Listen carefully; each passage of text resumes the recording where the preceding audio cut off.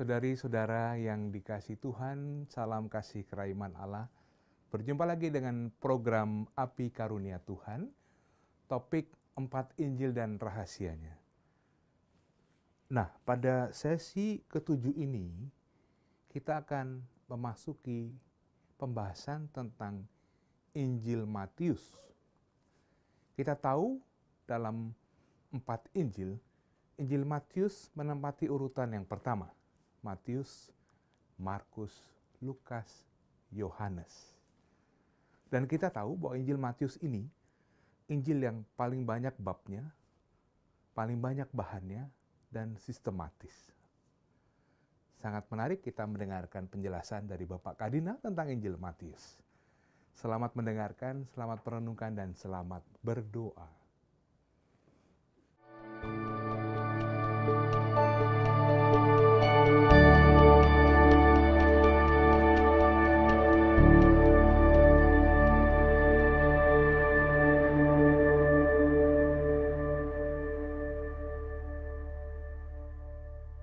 Saudari-saudaraku yang terkasih, selamat malam. Dalam percakapan yang lalu, kita mengakhiri pembicaraan kita, percakapan kita tentang Injil Markus, dan sebagai bahan renungan atau penelaahan yang terakhir, kita membaca kisah Yesus meredakan angin ribut, membaca Injil Markus, membanding-bandingkannya dengan Injil Matius dan Lukas yang mempunyai kisah yang sama. Dari situ kita dapat mengambil kesimpulan, pesan pokok dari kisah mukjizat ini adalah ini. Kemudian perbedaan-perbedaan yang terdapat di dalam Injil Matius ataupun Lukas itu mencerminkan minat atau arah ajakan dari para penginjil yang berbeda-beda itu untuk memperhatikan detail-detail yang memuat pesan yang khas bagi penginjil itu. Moga-moga lama-kelamaan saudari-saudara sekalian terbiasa membaca suatu kisah di dalam Injil, khususnya kalau itu Injil Markus, Matius, Lukas, dan membanding-bandingkannya dengan penginjil yang lain sehingga pesannya bisa semakin kaya. Sekarang kita memulai dengan pembicaraan mengenai Injil Matius. Ada beberapa catatan awal dengan harapan yang kita utamakan pertama-tama adalah pengetahuan kita tentang Injil Matius. Nanti selanjutnya kita pasti bisa melangkah lebih lanjut, kalau pengetahuannya seperti itu, pesan imannya seperti apa. Itu adalah dua langkah yang berbeda, yang sudah kita lihat dulu waktu kita bicara mengenai Dei Verbum, ada yang istilahnya tafsir kitab suci, ada yang istilahnya menghadap nas kitab suci dalam doa. Dua hal yang tidak selalu sama, tetapi pasti melengkapi satu dengan yang lain. Saya ingin memberi pengantar mengenai Injil Matius. Yang pertama, kenapa Injil Matius di dalam kitab suci kita ini, dalam urutan keempat Injil, diletakkan paling depan? Jawabannya adalah ini. Diperkirakan pada zaman dulu ketika penelitian ilmu kitab suci belum maju, Injil Matiuslah yang memang dianggap Injil yang pertama ditulis. Sementara Injil Markus itu hanya dianggap singkatan Injil Matius.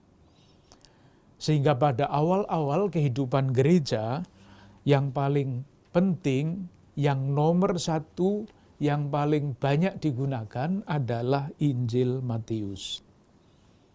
Dan memang tidak tanpa dasar. Misalnya, kita lihat Injil Matius adalah Injil yang babnya paling banyak.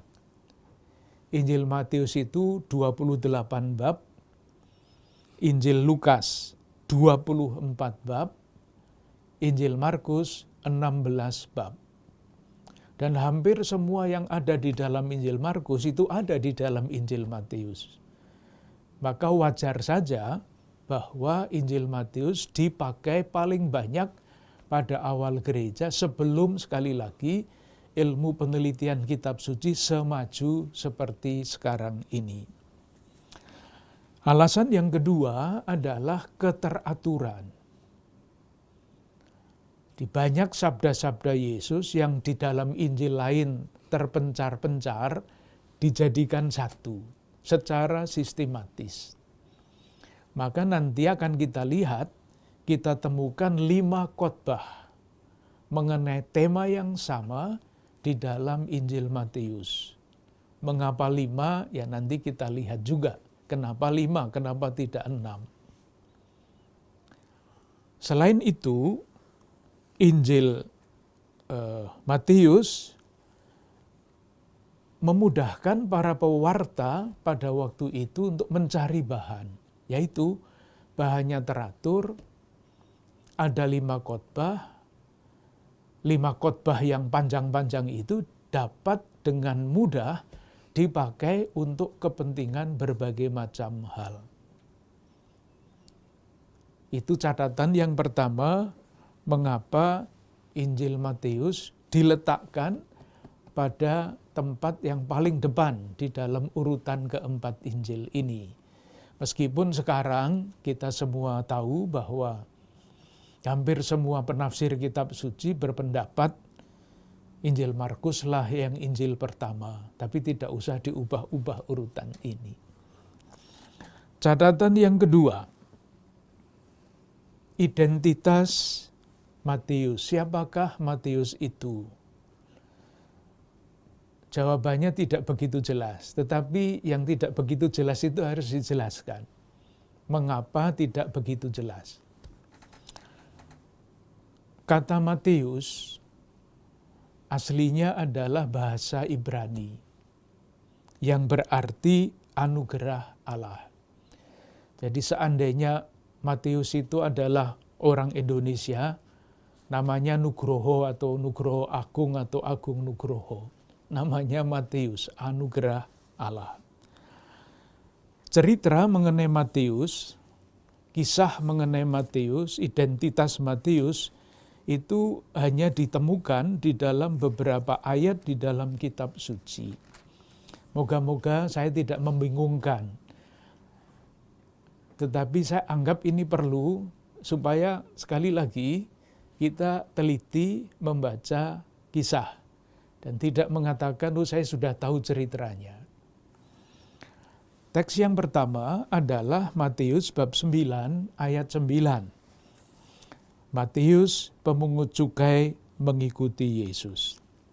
Di pada bab 9 ayat 9 disebut nama Matius duduk di rumah cukai. Itu teks yang pertama. Jelas Matius pemungut cukai. Teks yang kedua adalah bab 10 ayat 3. Disebut juga hal yang sama. Matius pemungut cukai. Jadi penjelasannya sama. Nah, yang perlu diperhatikan adalah ini. Coba dilihat urutan pada bab 10 ayat 3 tadi. Ayat 3 berbunyi Filipus dan Bartolomeus, Thomas dan Matius pemungut cukai. Thomas baru Matius pemungut cukai. Nah, kalau kita bandingkan dengan Injil Markus, apakah nanti ini berarti banyak apa tidak itu soal lain. Bab 3 ayat 18 itu urutannya berubah. Selanjutnya Andreas, Filipus, Bartolomeus, Matius, Thomas. Jadi menurut Markus dan nanti Lukas, Urutannya adalah pertama-tama Matius, kemudian baru Thomas. Sementara di dalam Injil Matius, Thomas dulu, baru Matius. Ini artinya apa? Ya, artinya kalau urutan itu kan yang paling penting di depan, paling kemudian, yang paling akhir itu kan selalu Yudas Iskariot. Ya, selalu paling akhir. Jadi ada perubahan kecil di situ. Mungkin ini nanti berguna untuk menentukan sebetulnya siapa yang menulis Injil Matius. Kok namanya diletakkan ke belakang? Ini kalau orang lain yang membuat kan bisa marah dia. Kok mestinya urutan nomor 1 kok diletakkan di situ? Nah, hanya orang yang bersangkutan yang diperkirakan dapat mengubah urutan itu. Jadi dengan demikian, dari indikasi yang sederhana ini, kita bisa mengatakan bahwa yang menulis Injil Matius adalah Matius ini. Nah, sekarang ada hal-hal lain yang perlu diperhatikan, tapi saya harap saya tidak membingungkan.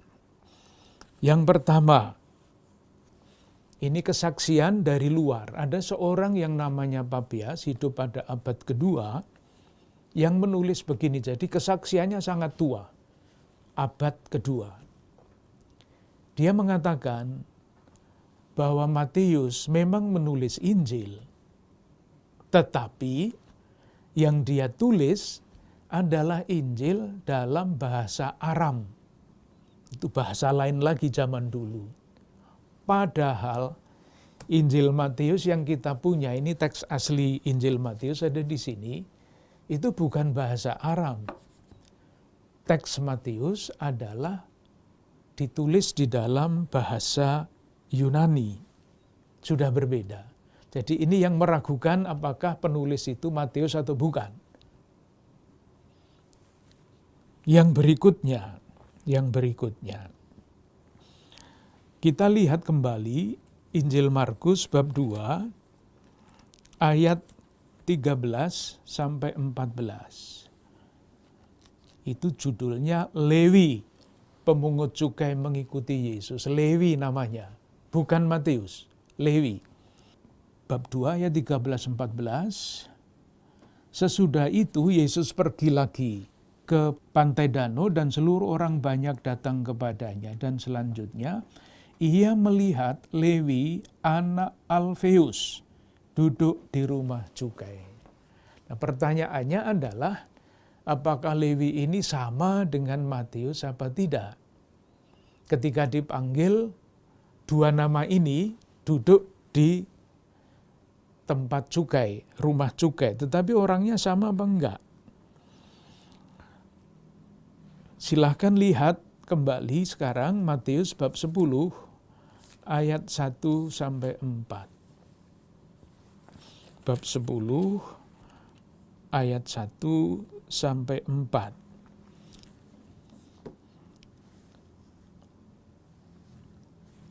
Yang dilihat adalah ayat 3. Filipus dan Bartolomeus, Thomas dan Matius pemungut cukai, Yakobus anak Alfeus. Jadi yang disebut anak Alfeus itu bukan Matius, seperti dikatakan di tempat lain. Tadi Markus bab 2 ayat 13-14 itu menyebut yang anak Alfeus itu adalah Matius. Tetapi Matius sendiri di dalam Matius bab 10 ayat 3 yang disebut Alfeus, anak Alfeus itu adalah Yakobus. Jadi ribet bukan? Tetapi tidak apa-apa, itu tidak menentukan keselamatan kita. Siapa yang menulis Injil ini, kalau diingat bahwa pada zaman itu yang namanya pengarang itu tidak punya hak paten. Tidak punya. Kalau sekarang kan mengaku-aku ini tulisan saya kan bisa dituntut. Tapi pada zaman itu untuk memberi wibawa kepada tulisan, seringkali dipakai nama-nama besar. Ambil saja contoh surat Petrus. Apakah yang menulis sungguh-sungguh Petrus itu tidak penting bagi kita. Tetapi wibawanya, tulisan itu mempunyai wibawa Petrus. Jadi saya hanya menunjukkan satu hal yang sederhana.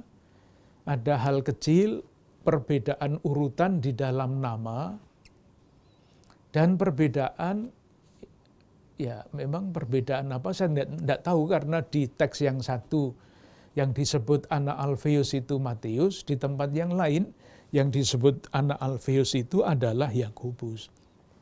Sekali lagi, tidak sangat jelas, tetapi tidak menentukan kebenaran kitab suci.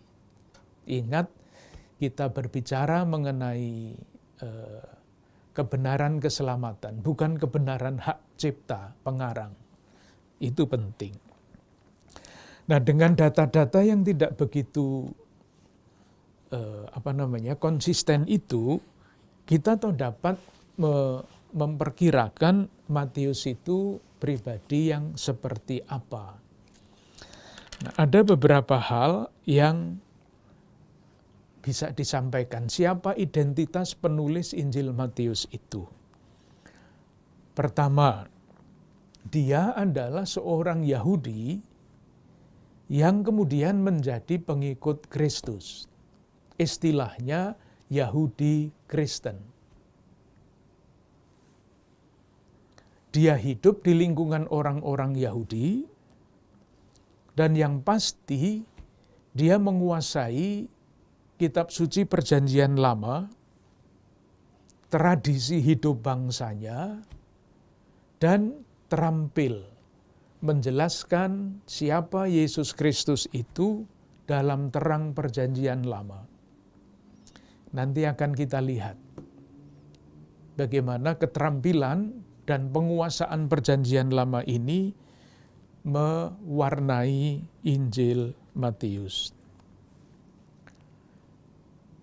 Yang kedua, Matius penulis Injil ini adalah seorang yang sungguh-sungguh mampu menulis. Yang biasa dikatakan entah benar entah tidak, ketika Matius itu dipanggil oleh Yesus, bab 9 ayat 9 tadi, ia meninggalkan segala-galanya. Meninggalkan segala-galanya. Hanya satu yang dia bawa, alat tulis. Alat tulis inilah simbol dari kemampuannya untuk menceritakan sesuatu, menuliskan sesuatu dengan cara yang sistematis.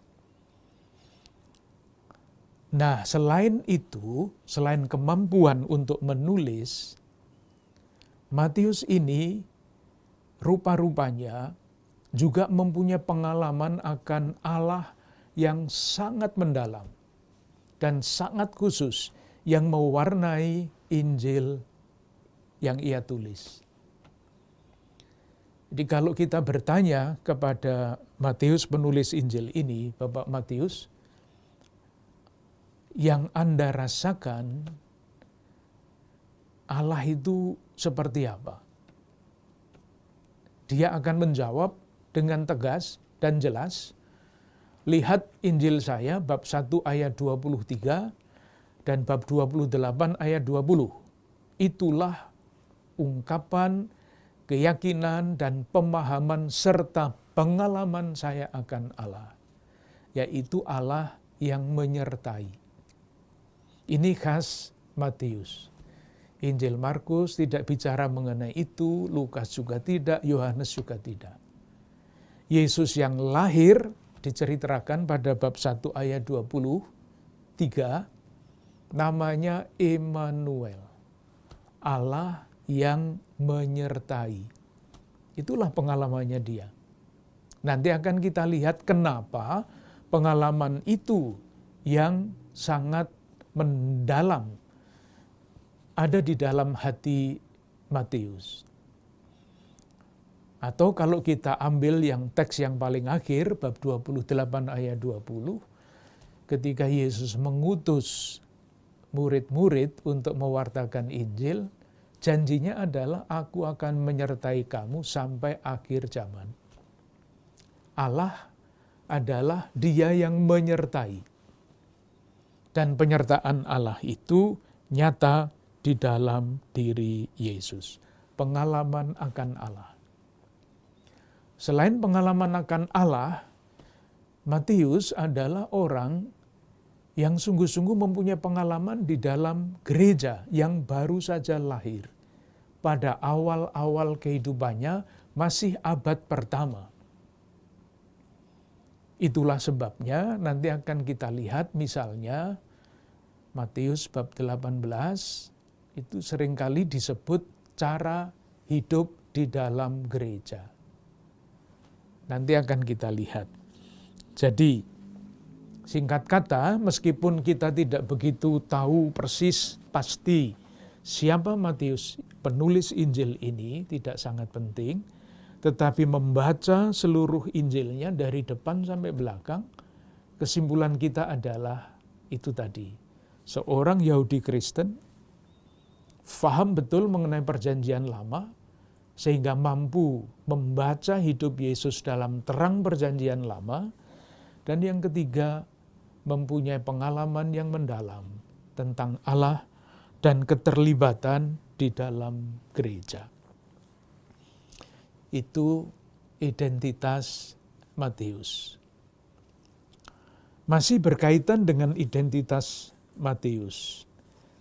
Kita ingat ketika kita mempelajari Dei Verbum, pengarang Injil itu disebut sebagai seorang redaktor. Redaktor. Artinya dia mempunyai rencana penulisan Injilnya, mempunyai bahan, kita mengikuti teori yang paling sederhana. Matius mengambil Markus dan mengambil salah satu sumber lain yang dia ketahui bersama-sama dengan Lukas. Maka disebut teori dua sumber. Matius mempunyai sumber pertama Markus, yang kedua adalah yang disebut sumber itu. Masih ada sumber yang ketiga yang hanya diketahui oleh Matius sendiri. Nah, bagaimana dia menggunakan sumber-sumber itu? Sekali lagi, ini adalah pengetahuan yang menurut saya penting supaya kita teliti kalau membaca Injil-Injil manapun. Pertama, sebagai redaktor, apa yang dia lakukan? Saya mengambil contoh bab 10. Ia mengubah letak kisah. Jadi urut-urutan kisah itu bisa punya arti yang penting. Kalau urutannya begini, tafsirannya begitu. Kalau urutannya begini, tafsirannya lain lagi. Nah, silahkan lihat bab 10, ayat 1-4. Kisah Yesus memanggil ke-12 rasul. Bab 10, ayat 1-4. Kemudian, bab 10 ayat 5-15 itu judulnya adalah Yesus mengutus ke-12 rasul. Jadi dipanggil langsung diutus. Urutannya seperti itu. Nah, kalau Matius ini pengandaiannya menggunakan Injil Markus, kita lihat pada bab berapa Markus menceritakan panggilan para murid ini. Kalau melihat di bawah judul bab 10, itu referensinya adalah panggilan ke-12 rasul. Di dalam Injil Markus terdapat pada bab 3, ayat 13-19. Perutusan ke-12 rasul di dalam Injil Markus kita temukan pada bab 6, ayat 6-13. Jadi yang di dalam Injil Markus pengandaiannya sumber asli berjauhan letaknya bab 3 dan kemudian bab 6. oleh Lukas yang menggunakan sumber itu letaknya diubah, disambung. Demikian juga di dalam Injil Lukas. Panggilan ke-12 Rasul itu terdapat pada Lukas bab 6. Sementara perutusan ke-12 Rasul pada Lukas bab 9. Mirip-mirip dengan Markus. Jadi ada selang 3 bab. Dengan demikian kita bisa simpulkan yang mengubah urutan ini adalah Matius. Karena di dalam Injil Markus dan Injil Lukas, kedua bagian itu terpisah. Tentu pertanyaannya adalah kenapa Matius mengubah letak? Ya mungkin jawabannya ya supaya gampang diikuti. Kan dipanggil terus diutus, bukan dipanggil didiamkan dulu baru kemudian diutus. Pasti mempunyai maksud masing-masing. Yang kedua, mengubah rumusan. Mengubah rumusan. Silahkan lihat sebagai contoh apa yang terdengar sebagai suara dari langit pada Markus bab 1 ayat 11 ketika Yesus dibaptis. Lalu terdengarlah suara dari surga, "Engkaulah Anak yang kukasihi, kepadamulah aku berkenan." Jadi suara dari surga itu langsung berbicara kepada Yesus, "Engkaulah Anak yang kukasihi." Engkau, langsung. Nah sekarang kalau kita melihat Matius ketika Yesus dibaptis, suara dari surga itu bunyinya bagaimana? Matius bab 3 ayat berapa? 17. Bab 3 ayat 17. Lalu terdengarlah suara dari surga yang mengatakan, "Inilah Anak yang kukasihi, kepadanyalah aku berkenan." Melihat ya perbedaannya, menurut Markus suara dari langit langsung bicara dengan Yesus, "Engkaulah Anak." Nah ini kalau rumusannya "inilah Anak yang kukasihi" itu bicara kepada siapa? Ya kepada orang yang ada di situ, tidak kepada Yesus. Konsekuensinya menurut Matius, suara dari surga ini mengajak gereja, orang-orang yang ada pada waktu itu untuk mengakui inilah Anak yang dikasihi oleh Allah. Mungkin kalau berhenti sebentar, direnungkan, perbedaan itu jelas. Jadi menurut Matius, suara dari langit itu mengajak gereja sudah pada tahap ini, Yesus dibaptis, untuk mengakui bahwa Yesus itu adalah Anak Allah yang dikasihi, yang berkenan kepada Allah.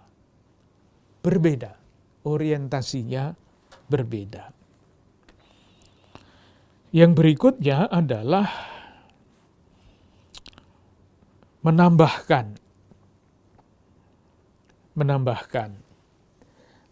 Kita ambil contoh, misalnya Matius bab 14 dan paralelnya. Kita baca dulu, kita lihat dulu kisah Yesus berjalan di atas air menurut Markus bab 6.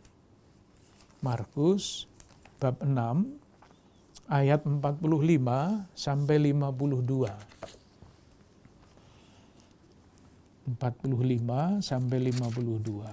Ada ya Yesus berjalan di atas air. Ini kalau dilihat, dihitung ayatnya pun sudah jelas. Di dalam Injil Markus kisahnya hanya 7 ayat. Sementara di dalam Injil Matius kisahnya 8 tambah 3, 11 ayat, lebih panjang. Kalau lebih panjang kenapa? Ya pasti ditambah. Nah, kalau kita membaca Injilnya Markus dan Lukas, sudah Yesus berjalan di atas air, dianggap sebagai hantu, lalu pada ayat 50, sangat terkejut, segera ia berkata kepada mereka, "Tenanglah, aku ini, jangan takut." Lalu kesimpulannya apa? Sebab sesudah peristiwa roti itu, mereka belum juga mengerti dan hati mereka tetap degil. Itu kisah Yesus berjalan di atas air. Jadi hanya Yesus saja yang berjalan di atas air. Dan kesimpulan dari kisah itu, hati mereka tetap degil. Coba kita lihat apa yang ditambahkan oleh Matius dalam kisah yang sama. Bab 14 ayat 22 sampai 33. Yesus berjalan di atas air masih sama. Lalu ayat 27, tetapi segera Yesus berkata kepada mereka, "Tenanglah, aku ini, jangan takut." Nah, Matius menambah ayat 28 sampai dengan ayat 31. Persis 3 ayat tambahannya. Kita baca kisah yang menarik ini. Lalu Petrus berseru. Di tempat lain tidak ada Petrusnya. Lalu Petrus berseru dan menjawab dia, "Tuhan, apabila Engkau itu, suruhlah aku datang kepadamu berjalan di atas air." Kata Yesus, "Datanglah." Petrus turun dari perahu, berjalan di atas air mendapatkan Yesus. Tetapi ketika dirasanya tiupan angin, takutlah ia, "Tuhan, tolonglah aku." Dan dia mulai tenggelam dan berteriak. Segera Yesus mengulurkan tangannya dan memegang dia dan berkata, "Hai orang yang kurang percaya." Pertanyaannya, untuk apa Matius menambahkan kisah ini? Ya, nanti akan kita lihat, salah satu ciri dari Injil Matius adalah Injil gerejawi, itu cirinya. Nah, Petrus mempunyai peranan penting di dalam gereja. Sudah sejak awal. Nah, ini Petrus ditampilkan sebagai yang kurang percaya. Itu cermin dari gereja yang dilayani oleh Matius. Dipersonifikasikan di dalam diri Petrus, kemudian ditegur. "Mengapa, hai orang yang kurang percaya, mengapa engkau bimbang?" Gereja yang bimbang. Saya kira mudah dipahami bahwa pada perjalanan waktu yang panjang, kebimbangan itu bisa datang, kekurang percayaan itu bisa datang. Entah itu untuk pribadi, entah itu untuk gereja seluruhnya. Yang menarik adalah ayat 33. Tadi di dalam kisahnya Markus, mereka itu tetap saja tidak percaya. Hati mereka tetap degil, katanya begitu. Sementara di dalam Injil Matius, penutupnya berbeda. Dan orang-orang yang ada di perahu menyembah dia. Katanya, "Sesungguhnya engkau anak Allah." Lihat kontras yang sangat tajam. Dari satu pihak, Petrus itu ditegur, "Hai orang yang kurang percaya, mengapa engkau bimbang?" Itu pimpinan gerejanya ditegur karena seperti itu. Sementara ayat 33, orang-orang yang ada di perahu menyembah dia. Umatnya menyembah, mengakui Yesus. Dan mengakui, "Sesungguhnya engkau anak Allah." Umatnya penuh kepercayaan, pimpinannya kurang percaya. suatu kritik yang tajam untuk gereja.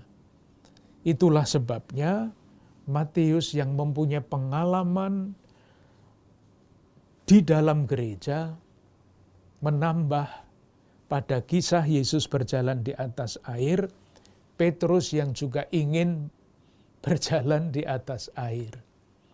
Untung Yesus itu mengulurkan tangan.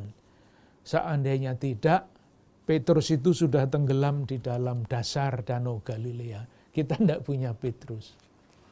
Tetapi ingat, bahasa yang dipakai di sini, ini adalah bukan bahasa orang yang berjalan di atas air, tetapi ini adalah bahasa perutusan.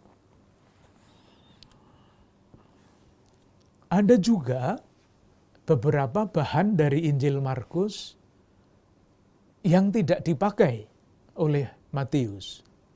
Jadi yang tadi kan menambahkan sesuai dengan gambarannya tentang gereja.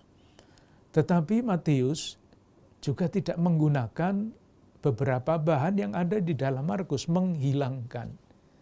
Kenapa? Baru bisa dijawab kalau dilihat salah satu contohnya. Markus bab 8 ayat 22 sampai 26. Markus bab 8 ayat 22 sampai 26. Ini hanya ada di dalam Injil Markus. Nah, sebetulnya pikiran kita kan kalau Matius itu menggunakan Markus, semestinya kisah ini ada di dalam Injil Matius. Nyatanya tidak. Mengapa? Karena Matius sebagai redaktor menghilangkan, tidak memakai. Nah, alasannya apa? Nah, itulah penafsiran. Coba dilihat kisahnya, lalu mungkin ada indikasi mengapa Matius tidak menggunakan kisah ini. Kisah Yesus menyembuhkan orang buta, itu tidak terjadi sekali jadi. Jadi gampangannya kisah ini mengurangi gambaran mengenai Yesus yang berkuasa. Penyembuhannya tidak sekali jadi. Coba dilihat ayat 23, Yesus memegang tangan orang buta itu dan membawa dia keluar kampung. Lalu ia meludahi mata orang itu dan meletakkan tangannya atasnya dan bertanya, "Sudahkah kamu melihat sesuatu?" Mestinya kan jawabannya kalau kuasa Yesus itu sungguh besar kan, sudah gitu kan, penyembuhannya selesai. Tetapi ternyata pada ayat 24, orang itu memandang ke depan lalu berkata, "Aku melihat orang, sebab melihat mereka berjalan-jalan, tetapi tampaknya seperti pohon." Penyembuhannya belum selesai. Yesus meletakkan lagi tangannya pada mata orang itu, maka orang itu sungguh-sungguh melihat dan telah sembuh. Jadi 2 tahap penyembuhan itu ya ada di sini saja. Nah, mungkin sekali lagi ini tafsiran. Sekali lagi tafsiran, Matius tidak rela menceritakan Yesus yang kekuasaannya tidak sekali jadi menyembuhkan orang. Maka daripada menimbulkan soal di dalam jemaatnya, sudahlah kisah ini tidak usah saya ceritakan. Karena setiap kali yang diceritakan oleh Matius adalah Yesus itu kekuasaannya sangat besar. Itu mengenai Matius sebagai seorang redaktor. Moga-moga dengan cara membanding-bandingkan seperti ini, selanjutnya kita masing-masing terbiasa untuk membaca kisah dengan cara seperti itu, teliti. Karena di dalam unsur-unsur yang kadang-kadang kita tidak perhatikan, itu bisa muncul gagasan yang lebih dalam.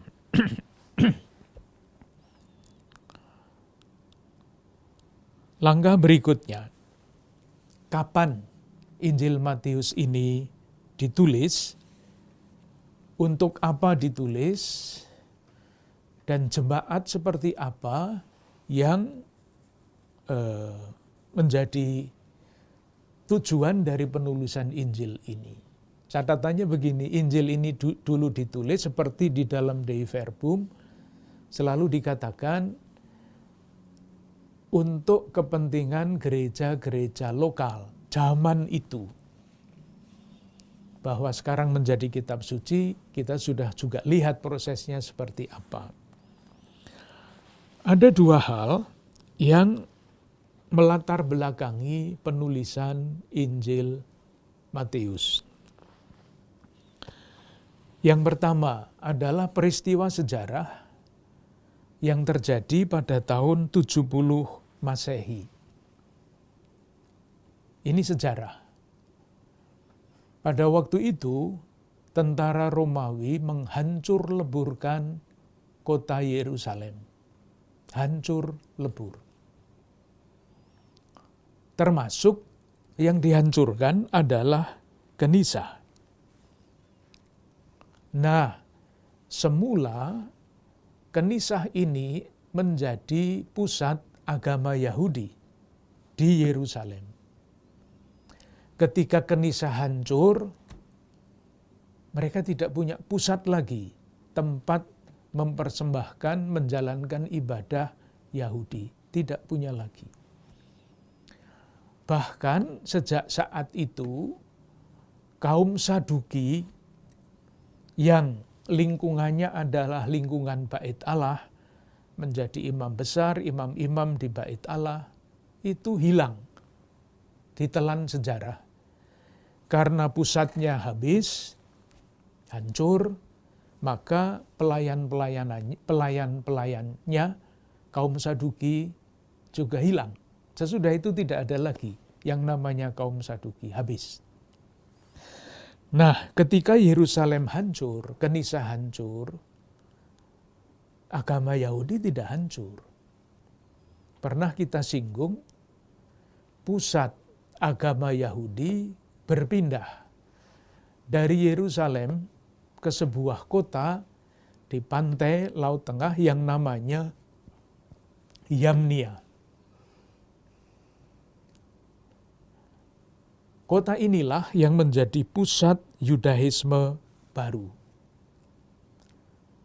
Bukan berpusat lagi pada ibadah seperti ibadah di Yerusalem, tidak, tetapi agama yang semakin berpusat pada kitab.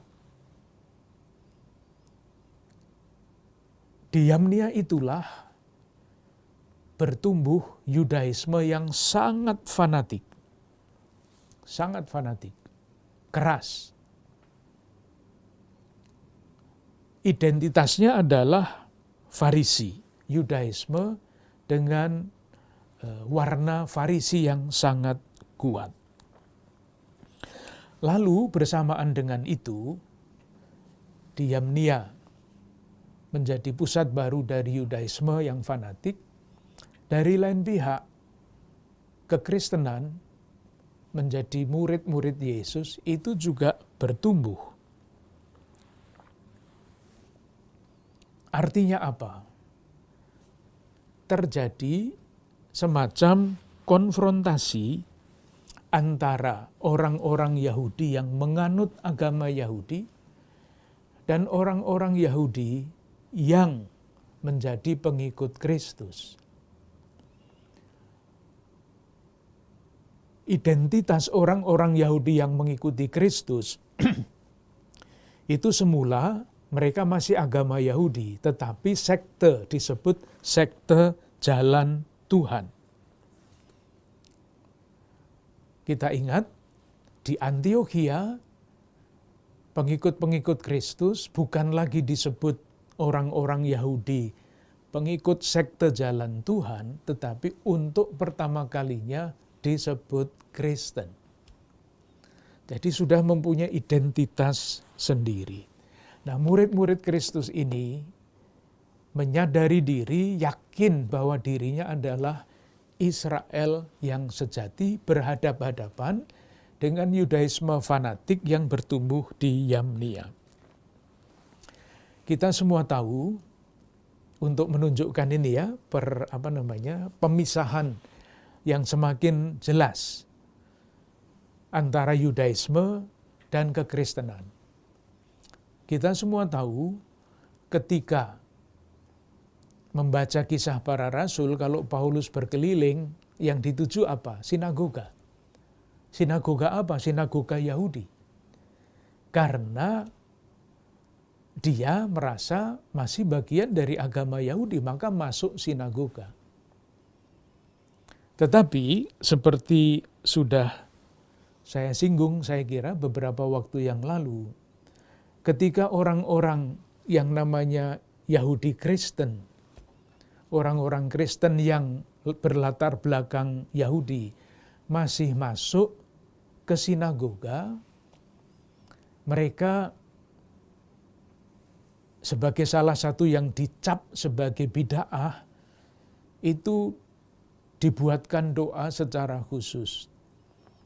Doa orang-orang Yahudi, doa harian itu disebut doa 18 berkat. Ditambah satu, untuk orang-orang Yahudi Kristen yang masih masuk ke sinagoga. Kira-kira doanya seperti ini. Semoga orang-orang yang murtad ini, bid'ah ini, maksudnya pengikut Kristus, hidup tanpa harapan. Dan semoga mereka tidak tercatat di dalam buku kehidupan.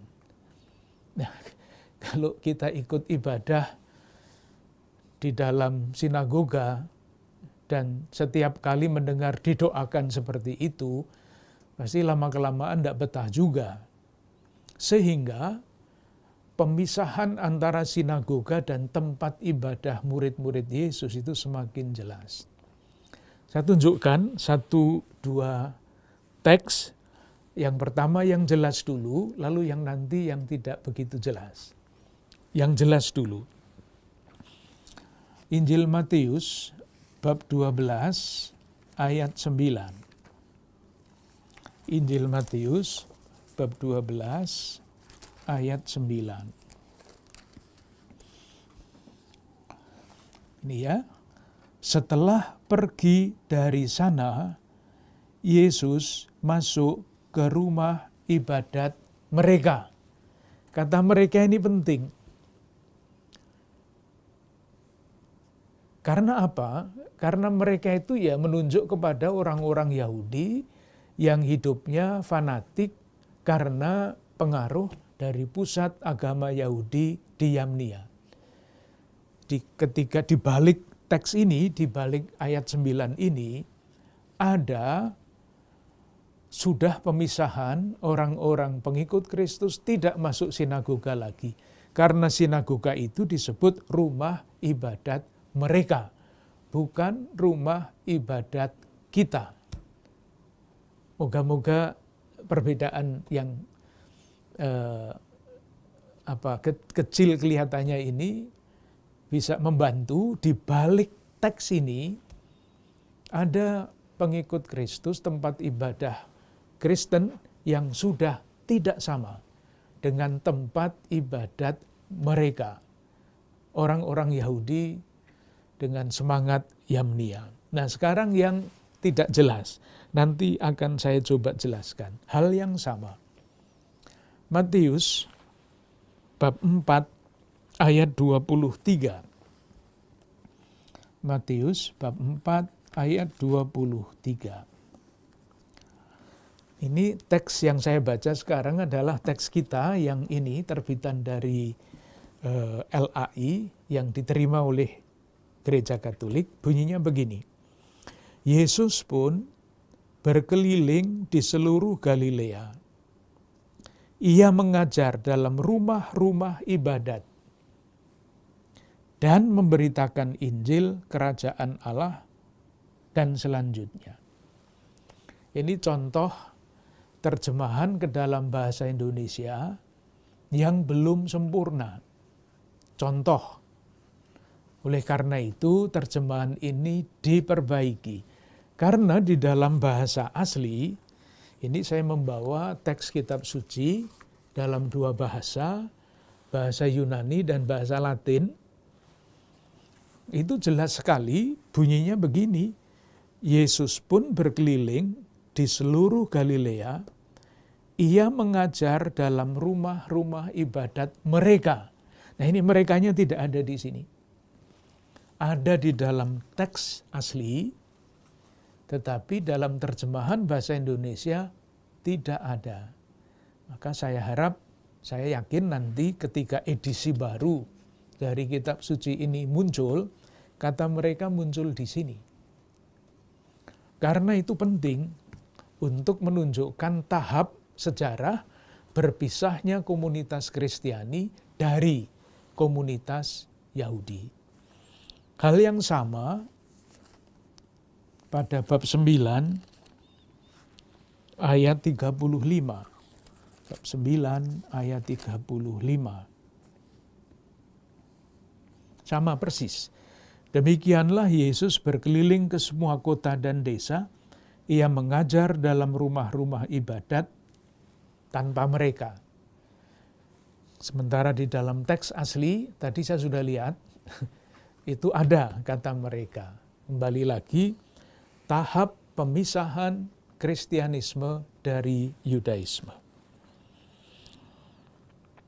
Itu yang pertama. Jadi lingkungan ketika Injil Matius ditulis seperti itu. Yang kedua, semakin banyak orang-orang bukan Yahudi yang menjadi pengikut Kristus. Di dalam kitab suci kadang-kadang masih dipakai kata yang tidak simpati, kafir. Jadi orang Yahudi itu orang bangsa yang terpilih, satu-satunya bangsa yang terpilih. Orang bukan Yahudi itu disebut entah dengan istilah yang halus bangsa-bangsa lain, atau yang disebut dengan kata yang sangat kasar, itu orang-orang kafir. Di dalam gereja Katolik kata itu tidak dipakai lagi. Nah, orang-orang yang bukan Yahudi banyak yang menjadi pengikut Kristus. Jadi komunitasnya itu komunitas yang mulai campur. Silahkan membayangkan ketika dulu komunitasnya itu homogen, wataknya sama, bahasanya sama, cara berpikirnya sama. Tiba-tiba kemasukan orang luar yang mempunyai latar belakang berbeda, itu pasti mengguncangkan. Tetapi yang paling penting untuk kita sekarang adalah di dalam Injil Matius, di balik Injil Matius, gereja sudah menerima kehadiran bangsa-bangsa lain yang bukan Yahudi. Sikap tertutup sudah ditinggalkan. Sikap tertutup itu yang seperti apa? Sikap tertutup itu ada pada bab 10 ayat 5. Ke-12 murid itu diutus oleh Yesus dan ia berpesan kepada mereka, janganlah kamu menyimpang ke jalan bangsa-bangsa lain atau masuk ke dalam kota orang Samaria, melainkan pergilah kepada domba-domba yang hilang dari umat Israel. Itu eksklusivisme yang sangat jelas. Tetapi pada akhir dari Injil ini, eksklusivisme itu dibongkar. Karena kita semua hafal, Matius bab 28, pesan Yesus yang bangkit, itu bunyinya begini. Karena itu pergilah, jadikanlah semua bangsa muridku. Mengenai hal ini nanti pasti harus dijelaskan. semua bangsa itu siapa? Baptislah mereka dalam nama Bapa dan Anak dan Roh Kudus. Ini kan seringkali disalahpahami. Jadi yang salah paham yang fundamentalis itu, ini disuruh membaptis semua orang. Jadi kemana-mana, di pasar juga orang mau dibaptis, di mana-mana dibaptis. Salah paham mengenai perintah Yesus ini. Tapi bukan waktunya sekarang untuk membicarakannya. Dengan cara itu, kita bisa memperkirakan kapan Injil Matius ditulis. Pasti sesudah tahun 70, pasti. Karena sebelum tahun 70, pusat masih di Yerusalem, boleh dikatakan hubungan antara orang-orang Yahudi dan orang-orang Yahudi yang menjadi pengikut Kristus itu tidak seburuk seperti sesudah ada sekolah di Yamnia. Pusat Yahudi di Yamnia, tidak seburuk itu. Sementara tanda-tanda bahwa hubungan itu sangat buruk, kalau membaca Injil Matius bab 23, itu rumusannya adalah celakalah kamu, ahli-ahli Taurat dan orang-orang Farisi. Itu daftar dari kejahatan atau boleh dikatakan caci maki, maaf menggunakan kata ini, sehingga kalau orang-orang Kristen Yahudi itu diserang oleh orang Yahudi, ini jawabannya, celakalah kamu orang-orang. Jawabannya sudah ada seri 7 atau berapa itu. Saduki tidak ada lagi karena dia sudah hilang. Pasti sesudah tahun 70, diperkirakan tahun 80, dan menulis suatu buku seperti ini kan tidak gampang. Semuanya ditulis tangan, papirus juga mahal harganya, sehingga diperkirakan membutuhkan waktu sekitar 10 tahun. Jadi penulisannya antara tahun 80 sampai 90. Nah, supaya tidak terlalu malam, saya akhiri dengan kesimpulan ini. Lalu nanti kita lanjutkan pada percakapan berikutnya. Kalau benar, nah ini kita hati-hati sekali.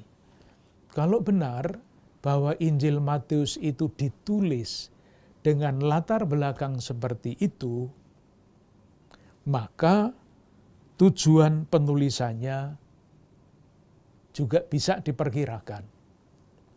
Yang pertama, tujuan untuk membela diri, polemik dan apologetik. Jadi polemik dengan Yudaisme, keras, hasil dari sekolah Yamnia, polemik. Kalau Yesus menyembuhkan orang, itu Yudaisme mengatakan ini dengan kuasa Beelzebul, dia menyembuhkan orang. Itu kan tuduhan. Lalu dijawab, bukan oleh kuasa kepala setan, penghulu setan, tetapi kuasa Allah, polemik. Itu ada semua di dalam Injil Matius. Dan apologetik, membela, menjawab. Apologetiknya bagaimana? Semua yang berkaitan dengan Yesus, itu intinya dapat dijelaskan dari perjanjian lama. Dan orang-orang Yahudi, itu semuanya pegangannya perjanjian lama. Maka tadi, salah satu ciri dari pribadi Matius adalah orang yang sangat faham tentang perjanjian lama. Jadi kalau berdebat dengan ahli-ahli Taurat dari Yamnia, itu kuat sekali. Nanti akan kita lihat.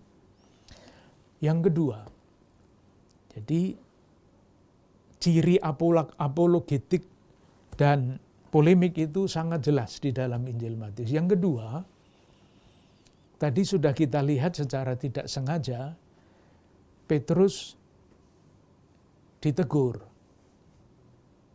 Hai orang yang kurang percaya, mengapa engkau bimbang? kurang percaya, pimpinannya kurang percaya. Artinya jemaat atau gereja Kristus yang ada di balik Injil Matius sering berada di dalam kebimbangan. Tentu nanti kita bertanya kenapa bimbang? Itulah sebabnya nanti kalau kita ambil kristologinya Matius, kenapa bimbang? Yesus kan Allah yang menyertai. Jadi untuk pembinaan jemaat. Menampilkan Yesus sebagai Allah yang menyertai. Selain itu ada khotbah. Ada khotbah di bukit, ada perutusan, ada khotbah gereja, ada perumpamaan. Itu semua di dalam jemaat Matius jelas sekali secara sistematis lebih daripada penginjil Markus dipakai sebagai bahan untuk pembinaan jemaat. Dan yang ketiga, tadi sudah kita lihat, orang-orang bukan Yahudi sudah mulai masuk ke dalam gereja. Maka di balik Injil Matius adalah meskipun gereja itu sering bimbang, meskipun terlibat di dalam polemik dengan Yudaisme, tetapi tidak pernah atau sudah sampai kepada kesadaran bahwa gereja harus bermisi, harus mewartakan Injil Kerajaan Allah. Salah satu kunci untuk mengatakan itu ya, hanya di dalam Injil Matius bab 28, di dalam Injil yang lain tidak ada perintah misi yang sangat sangat jelas. Kepadaku telah diberikan kuasa, segala kuasa di surga dan di bumi. Karena itu, pergilah, jadikanlah semua bangsa muridku dan selanjutnya. Ini hanya ada di dalam Injil Matius. Jadi saudari-saudaraku yang terkasih, sekali lagi supaya tidak terlalu malam, kita berhenti di situ. Nanti kita sambung. Moga-moga harapannya latar belakang seperti ini membantu ketika kita membaca Injil Matius atau ketika Injil Matius dibacakan di dalam gereja. Dan bagi kita sendiri, kalau pas membaca sendiri, tidak puas dengan mengatakan, oh ceritanya saya sudah tahu, ini kesalahan yang sangat merugikan. Karena ketika kita mencoba melihat-lihat secara lebih teliti, ternyata banyak hal yang kadang-kadang atau seringkali dilewatkan begitu saja. Selamat malam.